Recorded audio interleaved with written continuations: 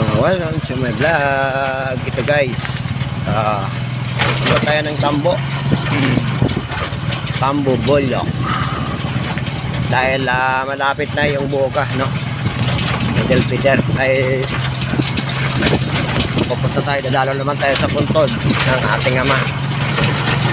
Mag-isa lang ako, wala si Ina, kasi no, medyo masakit na, kaya ako lang muna dito pumunta rito.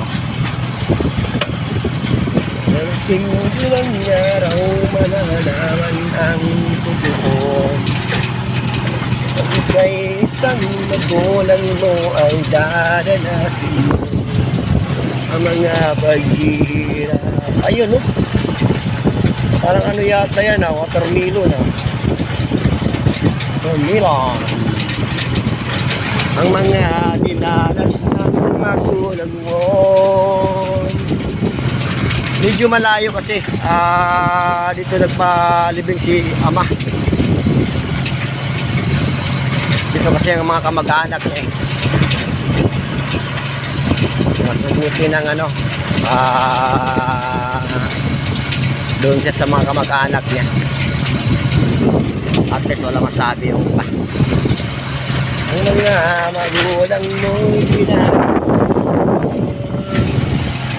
darating din ang araw malalaman ang totoo. Wow! Ano dito? Bitawan ng baka, kambing, kalabaw.